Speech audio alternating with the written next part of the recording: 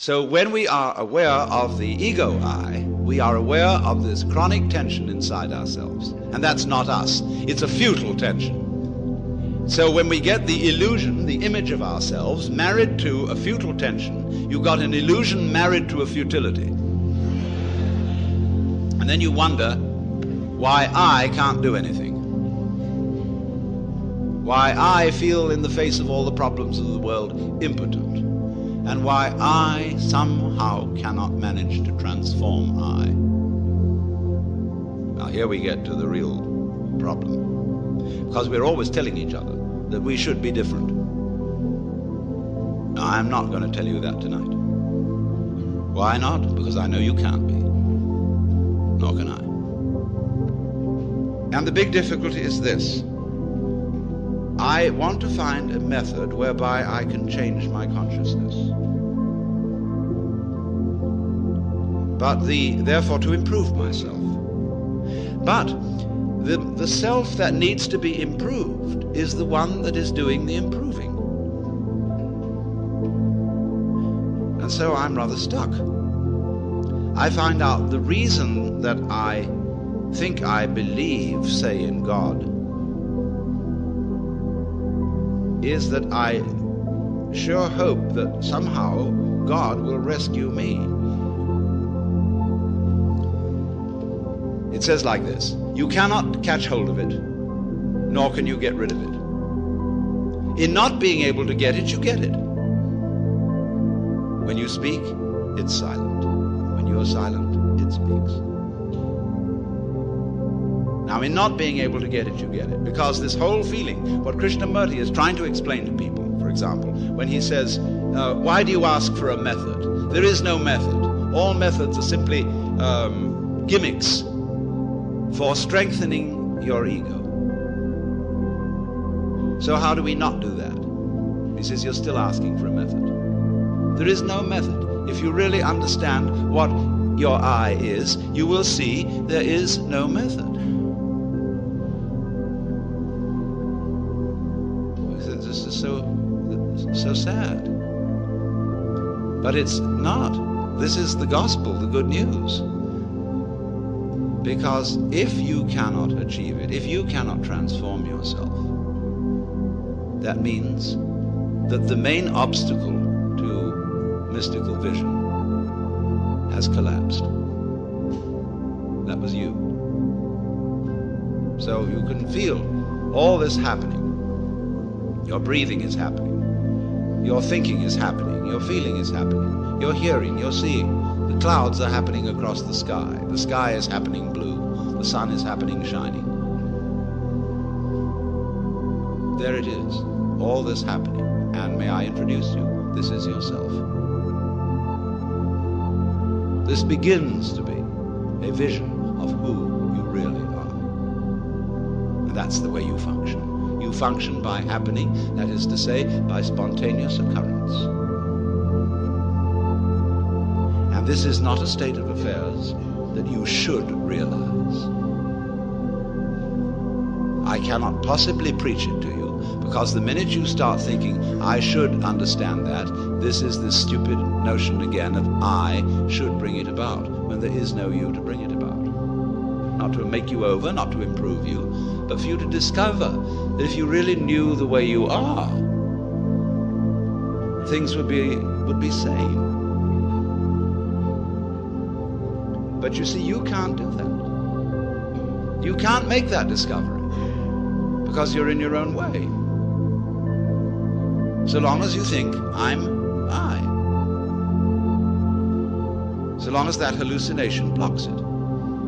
And the hallucination disappears only in the realization of its own futility.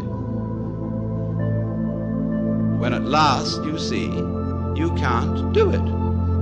You cannot make yourself over. You cannot really control your own mind.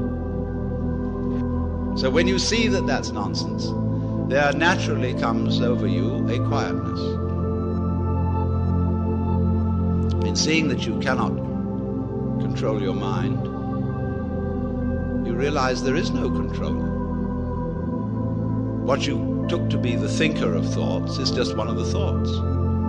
What you took to be the feeler of the feelings, which was that chronic muscular strain, is just one of the feelings. What you took to be the experiencer of experience is just part of the experience. So there isn't any thinker of thoughts, feeler of feelings. We get into that bind because we have a grammatical rule that verbs have to have subjects. Well, anyway, when you come to see that you can do nothing, that the play of thought, of feeling, etc. just goes on by itself as a happening, then you are in a state which we will call meditation. And slowly, without being pushed, your thoughts will come to silence. That is to say, all the verbal, symbolic chatter going on in the skull. Don't try and get rid of it, because that will again produce the illusion that there's a controller. Just, it goes on, it goes on, it goes on, and finally it gets tired of itself and bored and stops. And so then there's a silence. And this is a deeper level of meditation. And in that silence, you suddenly begin to see the world as it is.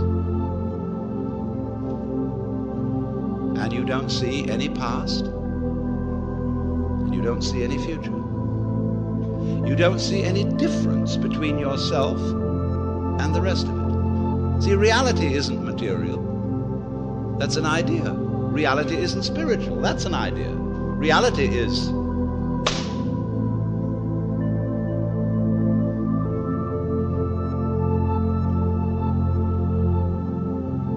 so we find, if I've got to put it back into words, that we live in an eternal now.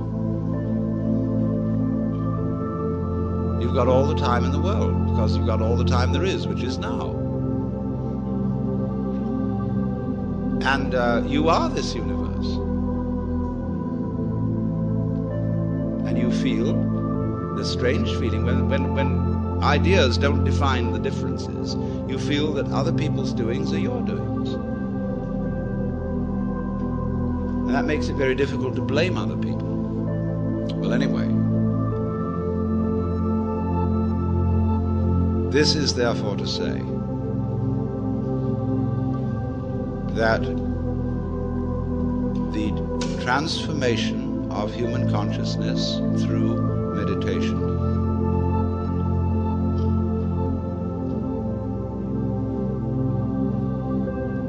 is frustrated